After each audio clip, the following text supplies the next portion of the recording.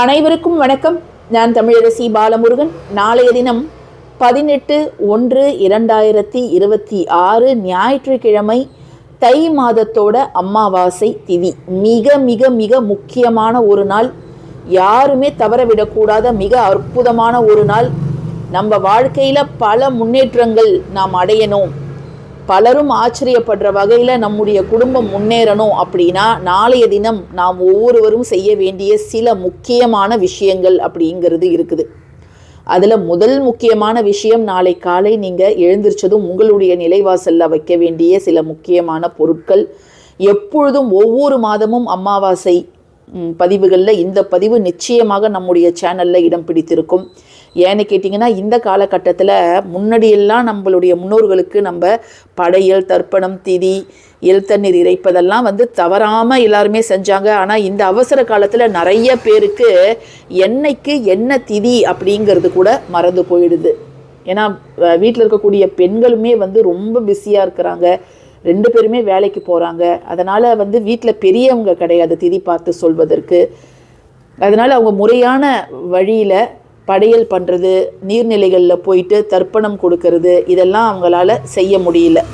இப்போ வெளிநாட்டில் இருப்பவங்களும் சரி, நீங்கள் எந்த நாட்டில் இருந்தாலும் நம்முடைய முன்னோர்களுக்கு நாம் செய்ய வேண்டிய சில முக்கியமான விஷயங்களை நாம் செய்து தான் ஆகணும். நாளைக்கு காலையில் நீங்கள் தூங்கி எழுந்திரிச்சதும் முகம் கை கால் அலம்பிட்டு ப்ரஷ் பண்ணிவிட்டு நிலைவாசலில் ஒரு டம்ளர் தண்ணீரும் ஒரு தீபமும் நீங்கள் வையுங்க. உங்களுக்கு மாதவிடாய் காலம் இருந்தாலும் பரவாயில்ல, நீங்கள் இதை தாராளமாக செய்யலாம். ஏன்னா இது பூஜை அறைக்கெல்லாம் போக போகிறது கிடையாது. ஜஸ்ட்டு உங்களுடைய நிலைவாசலில் இதை நீங்கள் வைக்க போகிறீங்க. அதுக்கப்புறம் நம்ம முடிஞ்சால் காகத்திற்கு சாப்பாடு வைப்போம். படையல் பண்ணுறது அப்படிங்கிறது பண்ணால் இன்னும் ரொம்ப நல்லது.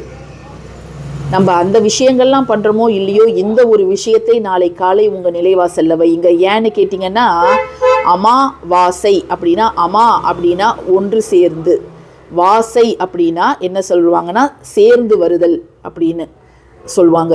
ஸோ பித்ருலோகத்திலிருந்து நம்முடைய முன்னோர்கள் அவர்களுடைய இரத்த பந்தங்களை பார்ப்பதற்காக ஒன்று சேர கூட்டமாக இந்த பூலோகத்திற்கு வருவாங்களாம். அப்படி அவங்களுடைய சொந்த பந்தங்கள் வசிக்கக்கூடிய வீட்டிற்கு பார்க்கும் பொழுது அவங்க அவங்கள அந்த முன்னோர்களெல்லாம் மறந்துட்டு அவங்களுடைய வேலைகளை மட்டும் அவங்க செஞ்சிட்டு இருந்தாங்கன்னா அவங்களுடைய மனது அவ்வளோ கஷ்டப்படுமா. நம்மளை நினச்சி ஒரு நிமிஷம் கூட அவங்க நம்மளை நினைக்கல அப்படின்னு அவங்க ரொம்ப மனம் நொந்து போவார்களாம். ஏன்னா அந்த லோகத்திலிருந்து அவங்களுக்கு பசியோட பூலோகத்திற்கு இறங்கி வரும்பொழுது அவங்களுக்கு ஒரு டம்ளர் தண்ணீர், அந்த தாகத்தை தீர்த்தாலே நம்ம குடும்ப கஷ்டங்கள் எல்லாம் காணாமல் போயிடும். அதுக்கப்புறம் அவங்களுக்கு வழிகாட்டுவதற்கு ஒரு தீபம்.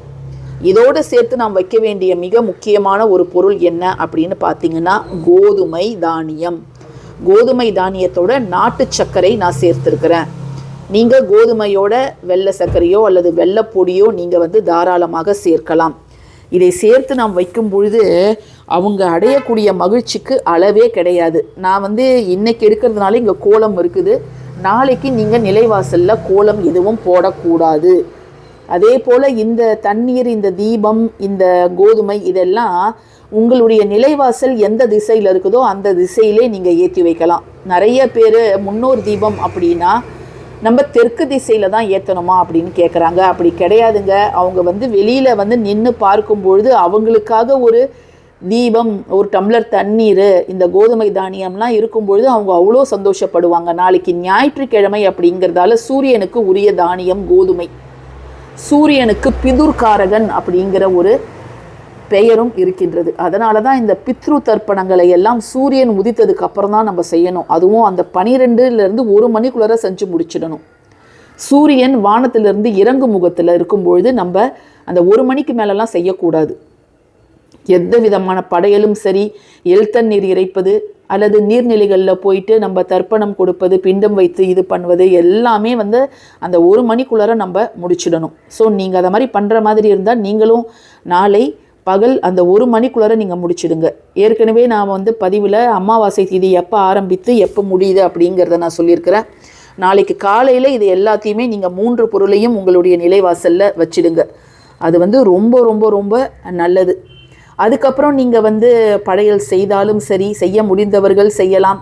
இல்லைங்க எங்களுக்கு சூழல் இல்லை, செய்ய முடியல அப்படின்னாலும் பரவாயில்ல. இதை நீங்கள் ஒன்று வச்சாலே அனைத்து பித்ரு சாபங்களும் தோஷங்களும் நீங்கி அனைத்து ஆசீர்வாதங்களும் உங்களுக்கு கிடைக்கும். கடன் தீரும், பணம் சேரும், குடும்பத்தில் முன்னேற்றம் இருக்கும், சுப நிகழ்ச்சிகள் தடையில்லாமல் நடக்கும், ஆரோக்கியம் அப்படிங்கிறது மேம்படும், பிரிந்த கணவன் மனைவி ஒன்று சேர்வார்கள்.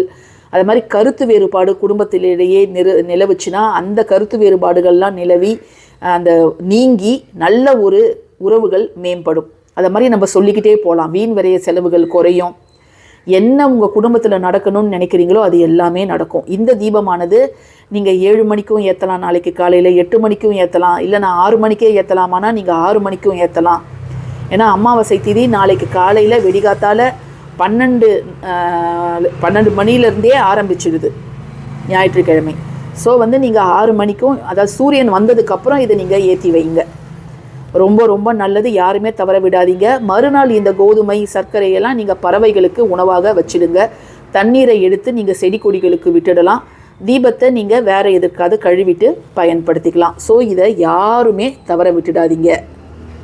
அடுத்து நிறைய பேர் கேட்கக்கூடிய கேள்வி என்ன அப்படின்னு பார்த்தீங்கன்னா, நாளைக்கு தை அமாவாசை கோலம் போடலாமா? ஏன்னா பொங்கலுக்கு எல்லாருமே பெரிய பெரிய கோலம் ரங்கோலிலாம் போட்டிருப்பாங்க. நாளைய தினம் கோலம் அப்படிங்கிறது இருக்கக்கூடாதுங்க. நீங்கள் அமாவாசை படையல் செய்தாலும் சரி, செய்யாவிட்டாலும் சரி.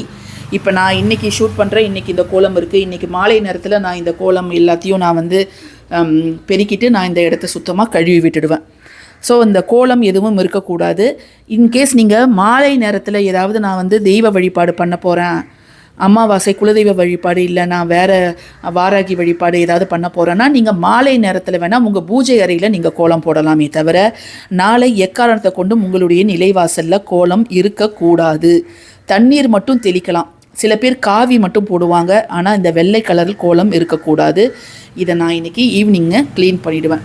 அதே போல் நாளை வந்து நம்முடைய மனதும் வந்து ரொம்ப அலைப்பாஞ்சிட்ருக்கோம். ஸோ ரொம்ப முக்கியமான விஷயங்களுக்கு முடிவெடுப்பதை நாளை தள்ளி போடுங்கள்.